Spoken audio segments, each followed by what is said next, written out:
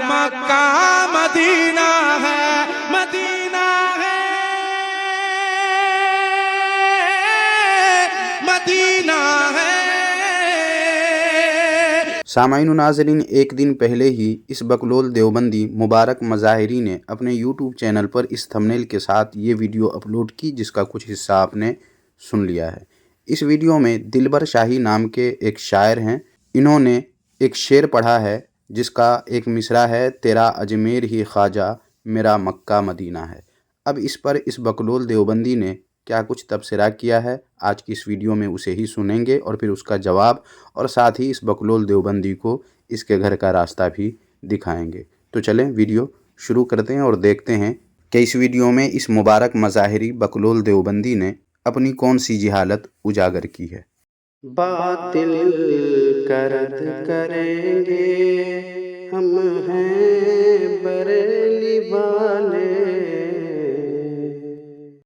تیرے صدقے میں جینا ہے، تیرے صدقے میں جینا ہے، تیرے صدقے میں مرنا ہے، تیرا اجمیر ہی خواجہ میرا مکہ مدینہ ہے، تیرا اجمیر ہی خواجہ میرا مکہ مدینہ ہے، مدینہ ہے،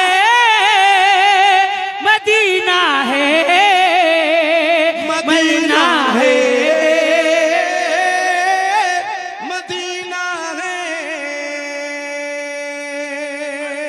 سامعین و ناظرین، یہ تھے دلبر شاہی نام کے ایک ایسے شاعر جو کئی دفعہ اپنے اس قسم کے حرکات کی وجہ سے سرخیوں میں رہ چکے ہیں۔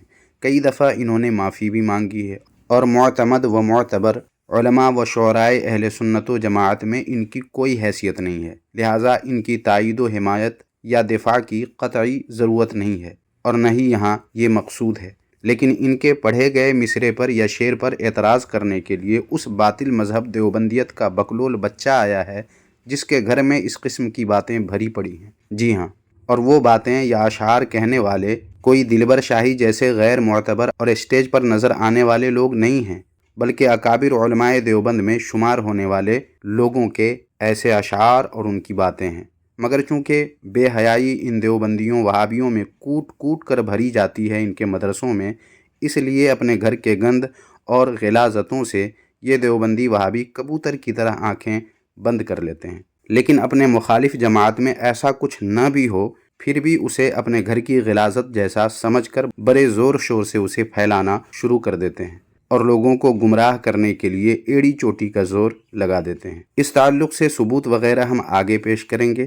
پہلے آپ دلبر شاہی نامی اس شاعر کے پڑھے ہوئے اس مصرے پر اس بکلول دیوبندی کا تبصرہ سن لیں، پھر جواب کی طرف چلیں گے۔ دیکھیں یہ دیوبندی کیا کہہ رہا ہے۔ یہ ہے بریلویوں کا شاعر جو یہ کہہ رہا ہے کہ تیرا اجمیر ہی خواجہ میرا مکہ مدینہ ہے۔ ہمارا مکہ وہ مقدس جگہ ہے جہاں ہمارے نبی صلی اللہ علیہ وسلم پیدا ہوئے۔ ہمارا مدینہ وہ مقدس جگہ ہے جہاں ہمارے نبی صلی اللہ علیہ وسلم آرام فرما رہے ہیں۔ جس جگہ میں ہمارے نبی صلی اللہ علیہ وسلم آرام فرما رہے ہیں وہ جگہ تمام جگہوں سے اعلیٰ ہے۔ جس شہر میں ہمارے نبی صلی اللہ علیہ وسلم آرام فرما رہے ہیں وہ شہر تمام شہروں سے اعلیٰ ہے۔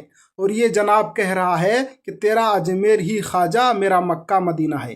ہو سکتا ہے کیونکہ ان لوگوں کی نمازیں تو وہاں ہوتی نہیں، وہاں کے ائمہ کو یہ لوگ کافر کہتے ہیں، اور یہ جو شعر یہ جو شاعر جو پڑھ رہا ہے یہ کسی بند کمرے میں پڑھ کر کے سوشل میڈیا پہ نہیں ڈال رہا ہے، بلکہ یہ جلسے میں پڑھ رہا ہے، اور ان کے جلسے میں ان کے علماء وہاں موجود ہے، انہیں واہواہی مل رہی ہے، داد و تحسین سے نوازا جا رہا ہے۔ گویا کہ ان تمام لوگوں کا یہ ماننا ہے کہ اجمیر ہی مکہ مدینہ ہے۔ میرے دوستو، خواجہ معین الدین چشتی رحمۃ اللہ علیہ اللہ کے ولی ہیں، اور اللہ کے جو ولی ہیں ان کا جو مقام ہے اسی مقام پر انہیں رہنے دیں، زیادہ غلو نہ کریں۔ لیکن یہ تو بدعت و خرافات کرنے والے لوگ ہیں۔ کسی نے کیا ہی خوب کہا ہے کہ جب اللہ تعالیٰ دین لیتا ہے تو عقلیں چھین لیتا ہے۔ جی ہاں، جیسا کہ تم سے اور تمہارے مسلکی بھائیوں دیوبندیوں وہابیوں سے اللہ رب العزت نے عقلیں چھین لی ہیں، جس کی وجہ سے سیدھی سادی بات بھی تم دیوبندیوں وہابیوں کو سمجھ میں نہیں آتی ہے۔ سامعین و ناظرین، دلبر شاہی نے جو مصرع پڑھا ہے کہ تیرا اجمیر ہی خواجہ میرا مکہ مدینہ ہے، اس سے پہلے والے مصرع میں انہوں نے صاف کہا ہے فقط میں ہی نہیں کہتا، غریبوں کا یہ کہنا ہے۔ مطلب صاف ہے کہ شاعر نے اپنی اور غریبوں کی بات کی ہے کہ غربت کی بنا پر مکہ مدینہ جیسے مقدس مقامات پر حاضری تو بظاہر ممکن نہیں ہے، اس لیے وہ مقدس مقامات یعنی مکہ مدینہ نہ صحیح لیکن ان دونوں مقامات کو جس ذات سے نسبت ہے اسی ذات سے نسبت رکھنے والے خواجہ کا مزار چونکہ اجمیر شریف میں ہے، اس لیے وہی میرا اور غریبوں کا مکہ مدینہ ہے، اس معنی میں کہ یہ بھی مقدس ہے اسی ذات سے نسبت رکھنے والی شخصیت کی وجہ سے۔ اب اس بات کو ایک مثال سے سمجھیں۔ کوئی غریب انسان تاج محل کی تعریف سن کر کہے کہ میرا تاج محل تو میرا یہی ٹوٹا پھوٹا گھر ہے، حالانکہ کہاں تاج محل اور کہاں معمولی سا گھر، لیکن چونکہ تاج محل تک رسائی نہیں یا اتنی دولت نہیں کہ ایک غریب اپنی بیوی اور اپنے بچے کے لیے مکان بنا سکے، لہٰذا جو گھر میسر ہے اسے ہی تاج محل کہہ دیا۔ بالکل اسی طرح اس شعر میں شاعر نے اپنی اور غریبوں کی قید لگا کر بات کو بالکل واضح کر دیا، لیکن چونکہ سامعین و ناظرین ہمارا پالا پڑا ہے نہایت بدفہم اور عناد سے بھرے ہوئے دیوبندی وہابی لوگوں سے، لہٰذا یہ سب باتیں ان کے پلے نہیں پڑتی ہیں، ان کو تو بس گھر کا راستہ دکھا دیجئے، سب بات یہ آسانی سے سمجھ لیتے ہیں، اس لیے اب ان کو ان کے گھر کا راستہ دکھا دیا جاتا ہے۔ تو مبارک مظاہری دیوبندی وہابی، دیکھو یہ تمہارے گھر کی کتاب ہے جس کا نام ہے سیف یمانی، جس کا لکھنے والا ہے منظور نعمانی۔ یہ جناب اس کتاب کے صفحہ نمبر 66 پر دیکھو کیا لکھا ہے۔ لکھا ہے جیسا کہ خود بھی پڑھ سکتے ہو کہ حضرت خواجہ امیر خسرو فرماتے ہیں، خلق می گوید کہ خسرو بت پرستی می کند، آرے آرے می کند با خلق مارا کارے نیست۔ اور اس کے ترجمہ میں لکھا ہے، خلق کہتی ہے کہ خسرو بت پرستی کرتا ہے، ہاں ہاں بے شک کرتا ہے، تم سے میرا کوئی واسطہ نہیں۔ اور پھر نیچے شعر لکھا ہے، کافر عشقم مسلمانی مرا درکار نیست، ہر رگے من تارے گشتہ حاجت زنار نیست۔ اور نیچے اس کا ترجمہ بھی لکھ دیا ہے کہ میں کافر عشق ہوں، مجھے مسلمانی کی ضرورت نہیں، میری ہر رگ تار تار ہو چکی ہے، لہٰذا زنار کی حاجت نہیں۔ اور آگے دیکھ سکتے ہیں لکھا ہوا ہے کہ یہ صرف نمونے کے طور پر چند شعر لکھ دیے گئے، ورنہ جن حضرات نے تصوف کی کتابوں اور صوفیاء کرام کے دیوانوں کا مطالعہ فرمایا ہوگا ان پر ہرگز مخفی نہ ہوگا کہ بزرگان دین کے دیوانوں میں ایسے بہت سے شعر موجود ہیں جو سرسری نظر میں قرآن عظیم اور احادیث نبی کریم علیہ التحیۃ والتسلیم کی تعلیمات کے صرف مخالف ہی نہیں بلکہ معاذ اللہ بظاہر ایک مقابلہ کی شان رکھتے ہیں، اور ایک ظاہر بین حقیقت سے ناآشنا کی نظر میں ان حضرات قدسی صفات کی تکفیر کے لیے کافی سے زیادہ ہے۔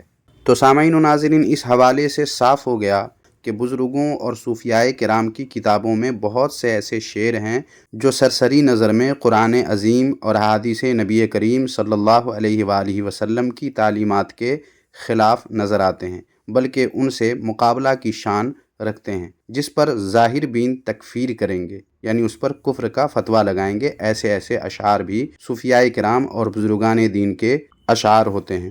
اور پھر مثال میں جناب امیر خسرو کا فارسی شعر مع ترجمہ اوپر لکھ کر بتا بھی دیا ہے کہ امیر خسرو نے اپنے کفر اور مسلمانی کی ضرورت نہیں اس کا اعتراف کیا، اظہار کیا، اور بت پرستی بھی تسلیم کر کے مسلمانوں سے لا تعلقی کا اظہار کیا۔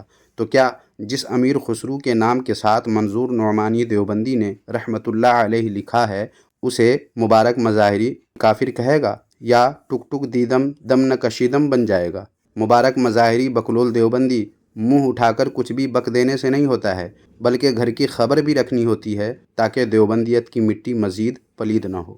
لیکن اگر اس بقلول دیوبندی یا کسی اور دیوبندی کو اب بھی سکون نہ ملا ہو تو ہم ایک اور حوالہ پیش کر دیتے ہیں جس سے ان دیوبندیوں وہابیوں کا منہ بند ہو جائے گا۔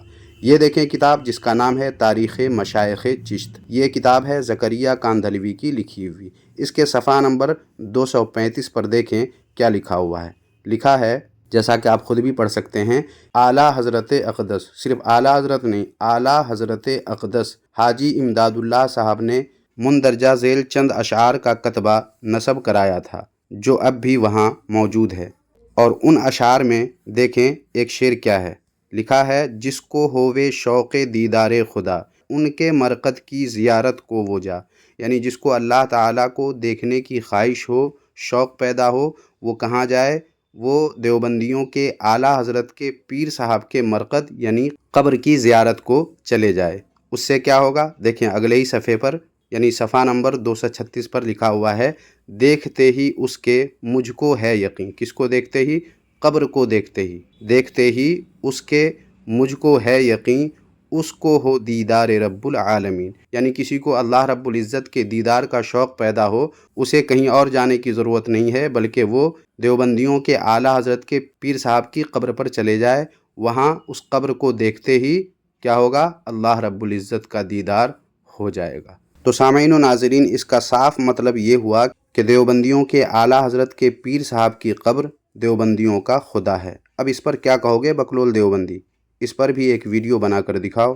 تو بس سامعین و ناظرین، آج کی اس ویڈیو میں اتنا ہی۔ آج کی یہ ویڈیو آپ کو کیسی لگی کمنٹ باکس میں ہمیں ضرور بتائیں، اور اس ویڈیو کو لائک کر کے جتنا شیئر کر سکتے ہیں کر دیجئے، تاکہ لوگوں کو پتہ چلے کہ ہم اہل سنت و جماعت پر زبانیں تان دراز کرنے والے دیوبندیوں کی اپنی حالت کیسی بد سے بدتر ہے۔ تو اس لیے ویڈیو کو زیادہ سے زیادہ شیئر کر دیں اور لائک بھی ضرور کر دیں۔ جزاک اللہ خیرہ۔